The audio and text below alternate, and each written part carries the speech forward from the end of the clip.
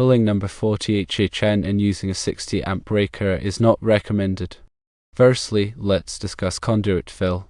According to the 1996 National Electrical Code, specifically Table C1, 3 number 3 THHN wires in a 1-inch PVC conduit would have a conduit fill of 30%, which is below the maximum of 40%. However, adding a number 8 ground wire would increase the conduit fill to 50%, exceeding the allowed 40%. Secondly, consider ampacity. While the 1996 National Electrical Code Table 310.16 allows number 40 HHN to carry 95 amps, it's important to consider the maximum allowable ampacity for the conduit conductor. This ampacity depends on the conduit size and type. For a 1-inch PVC conduit, the maximum allowable ampacity per conductor is 85 amps, as per Table B310.15. Therefore, even if you use number 40 HHN, you would be limited to a maximum breaker size of 85 amps. Using a 60 amp breaker with number 40 HHN would involve intentionally violating the code by exceeding the maximum allowable ampacity for the conduit conductors. This is a safety hazard and should be avoided. Therefore, the recommendation is firstly, pull number 3 THHN and use a 100 amp breaker. As per your code book, the 1996 National Electrical Code, number 3 THHN is suitable for a 100 amp feeder. The conduit fill would be within code limits at 30% with number 3 wires and a number 8 ground. Secondly, consider upsizing the conduit to 1/4-inch PVC. If you need to include number 4 THHN and a number 8 ground, consider replacing the 1-inch conduit with 1/4-inch PVC. Table C1 shows that the conduit fill would then be 35%, which is within the code allowed 40% maximum. You could then use a 100 amp breaker with number 40 HHN. Remember, it's always best to follow the current National Electrical Code and consult with a qualified electrician for proper sizing and installation. Now let's delve deeper into the reasoning behind these recommendations and explore the relevant code sections in more detail.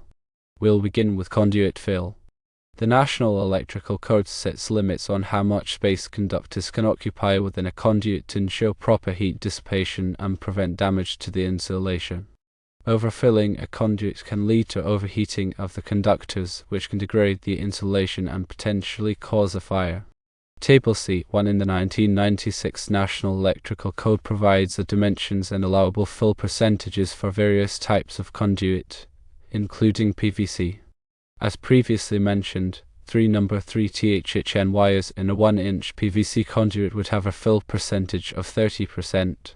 However, adding a number 8 ground wire increases the fill percentage to 50%, exceeding the maximum allowable fill of 40%. This violation of the code could result in the installation being rejected by an inspector. It's important to note that the fill percentages in Table C1 are based on the cross-sectional area of the conductors and the conduit. The cross-sectional area of a conductor depends on its size and insulation type. THHN insulation is a common type of insulation used for conductors and conduit because it is heat-resistant and moisture-resistant. However, other types of insulation are available, and each type has its own dimensions and fill characteristics. Now let's discuss ampacity. Ampacity is the maximum amount of current that a conductor can carry continuously without exceeding its temperature rating. The ampacity of a conductor depends on its size, insulation type, and the ambient temperature in which it is installed.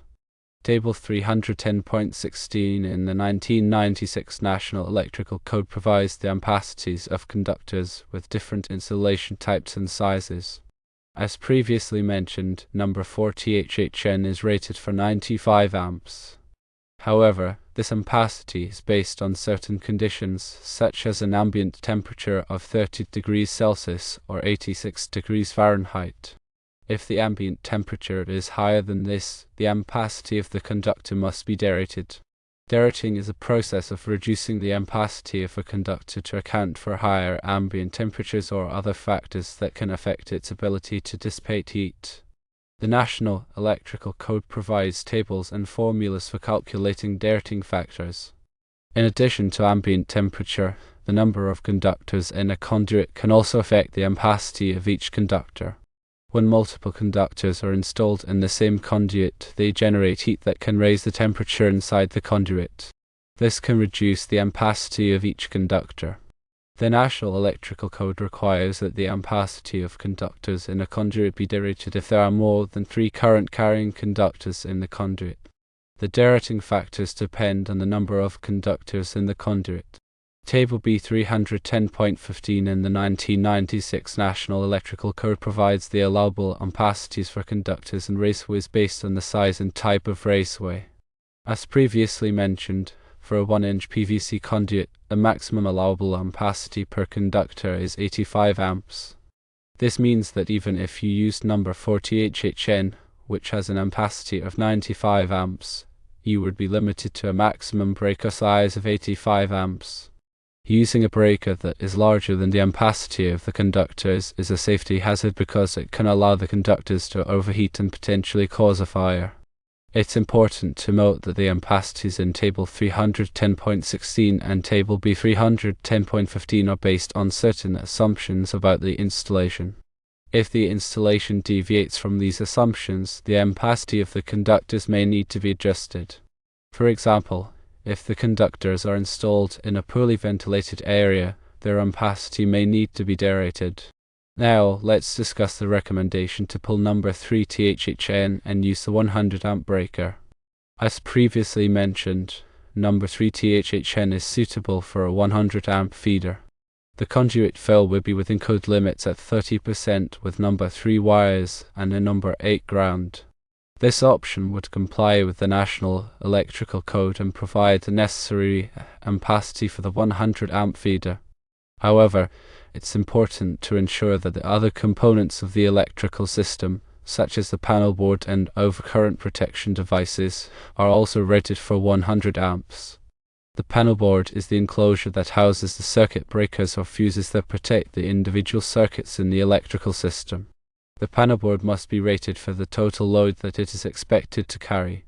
The overcurrent protection devices, such as circuit breakers and fuses, are designed to protect the conductors from overloads and short circuits.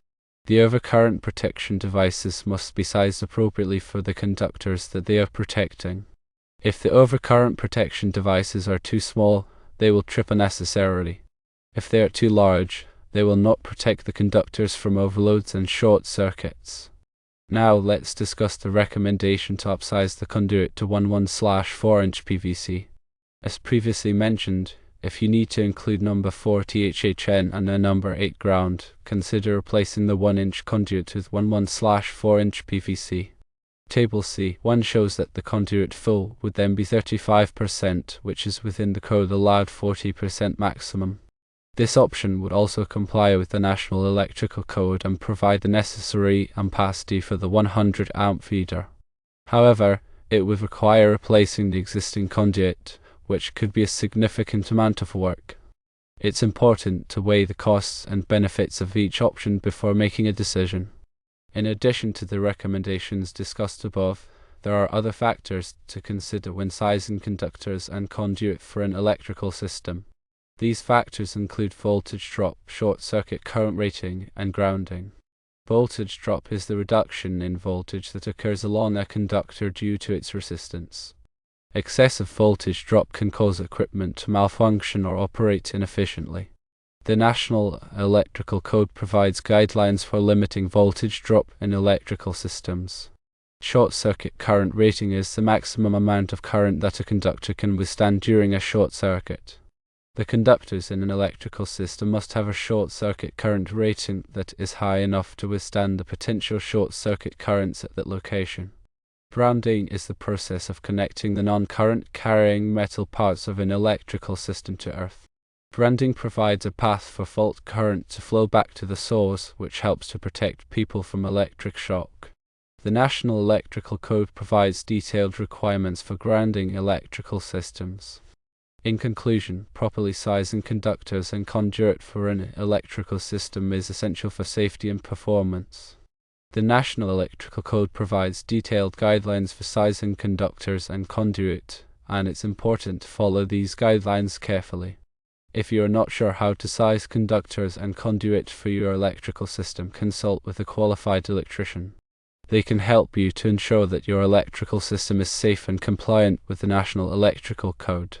Moreover, understanding the specific tables and sections of the 1996 National Electrical Code is crucial when working with installations governed by that edition.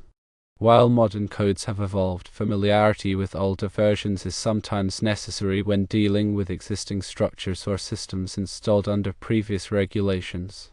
Remember to always prioritize safety and consult with qualified professionals when working with electrical systems. Ignoring these principles can lead to dangerous situations, including electrical shocks, fires, and equipment damage. The information presented here is intended for educational purposes and should not be considered a substitute for professional advice. Electrical codes and regulations can be complex and vary depending on the location. Always refer to the latest edition of the National Electrical Code and consult with local authorities to ensure compliance with all applicable requirements. Lastly, keep in mind that electrical work can be hazardous, and it's essential to take all necessary precautions to protect yourself and others. Wear appropriate personal protective equipment, such as safety glasses and gloves. Disconnect power before working on any electrical circuits. And never work alone. Having someone nearby who can assist you in case of an emergency can be a lifesaver.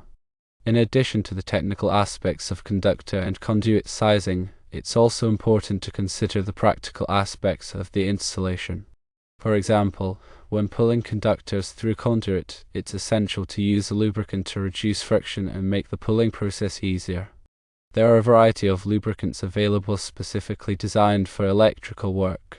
It's also important to avoid sharp bends in the conduit, as these can make it difficult to pull conductors through. The National Electrical Code specifies the minimum bending radius for different types of conduit. When terminating conductors at electrical equipment, it's essential to use the proper connectors and ensure that the connections are tight and secure. Loose connections can cause overheating and arcing, which can lead to fires. It's also important to label all conductors and equipment clearly so that they can be easily identified in the future. This can be helpful for troubleshooting and maintenance. Remember, a well-designed and properly installed electrical system is a valuable asset that will provide years of reliable service. By taking the time to understand the principles of conductor and conduit sizing and following the guidelines of the National Electrical Code, you can help to ensure that your electrical system is safe, efficient, and compliant with all applicable regulations. And always remember, when in doubt, consult with a qualified electrician. They have the knowledge and experience to handle any electrical installation or repair safely and effectively. This ensures that the entire electrical system operates as intended, safeguarding both people and property from potential hazards. Staying informed about current electrical codes and best practices is also essential for maintaining a safe and efficient electrical system. The electrical industry is constantly evolving, with new technologies and regulations being introduced regularly. By staying up to date on these changes, you can ensure that your electrical system is always meeting the latest standards.